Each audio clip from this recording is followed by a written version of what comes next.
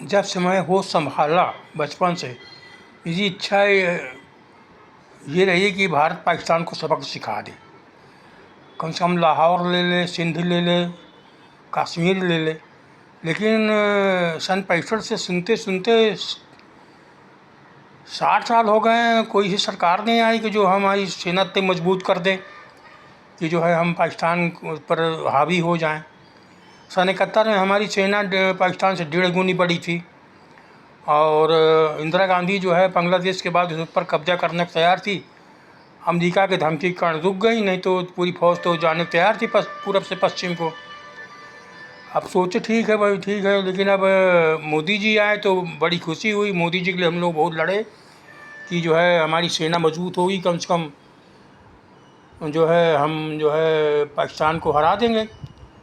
लेकिन ये ऑपरेशन सिंदूर में जिस प्रकार भारत के जो है राफेल गिरे का तथाकथ गिरे, बड़ा दुख हुआ। ये जो पाकिस्तान चैनल सुनो तो बार बार कहते हैं कि हमने भारत को चटा दी, धूल चटा दी, भारत को जो है हरा दिया, भारत को हरा दिया।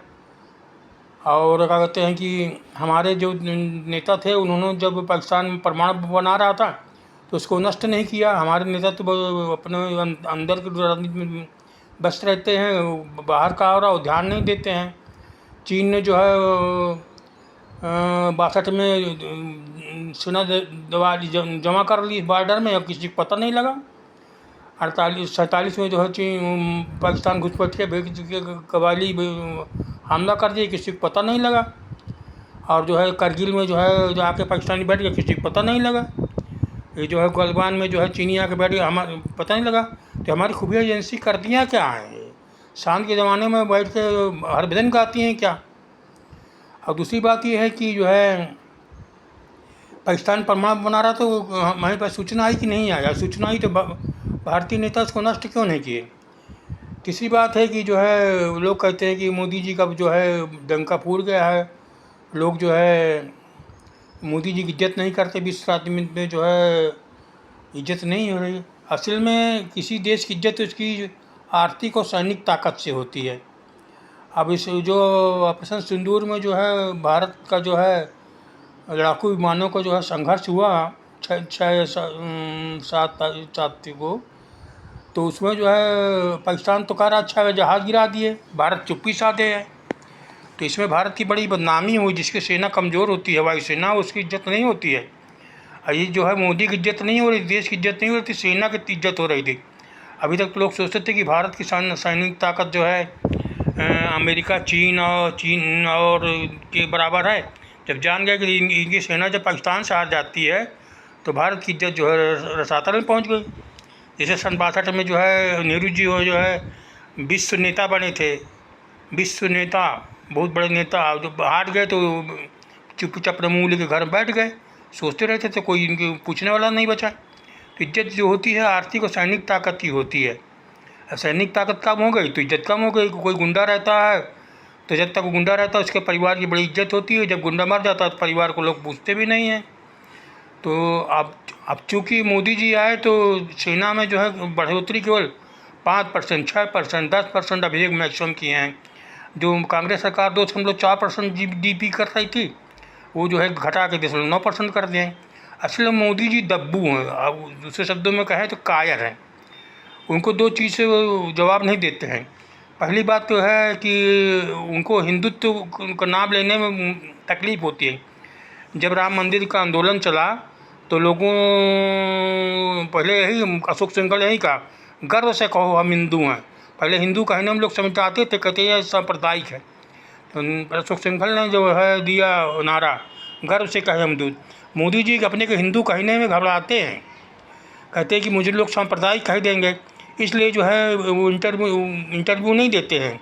खुलेआम पत्रकारों को इंटरव्यू नहीं करते। लोग कहेंगे तुम हिंदू सपोर्टर हो ना, तो उनको कहना पड़ेगा हाँ हिंदू सपोर्टर। वो नहीं कहना चाहते मैं हिंदू सपोर्टर हूँ। और जो है वो कहते हैं कि सबका विकास, सबका विकास, सबका साथ सबका विकास। वो जो है सेकुलर और सबका भाईचारा निभाते हैं। उनको ये कहने में शर्म आती है कि मैं हिंदू हूँ लेकिन मेरे लिए सब बराबर है, इसीलिए इंटरव्यू नहीं देती। इसी प्रकार जो है सेना के जो बजट नहीं बढ़ाते हैं। जो लोग कहते हैं अडानी के साथी, अंबानी के साथी और पूंजीपतियों के साथी, तो दिखाने की कोशिश करते हैं कि मैं जो है गरीबों के साथी हूँ, मैं तमाम तरह की योजनाएं बनाते हैं, जैसे हर जल घर, हर को जो गैस, हर को बिजली, 5 किलो अनाज। इसमें जो है वो जो है सेना का बजट बढ़ाते नहीं। इस प्रकार 11 साल में सेना बहुत हमारी कमज़ोर हो गई है, उसको पर्याप्त विकास नहीं हुआ। और जो कैपिटल मतलब जो कैपिटल खर्चा में जो होता है सेना का बजट जिससे खर्चा हो, तो उसका भी अधिकतर लौट आता है। कहते हैं वो योजना मंजूर नहीं हुई, पैसा लौट गया, वो बाद में लौट जाता है, किसी को पता नहीं लगता है।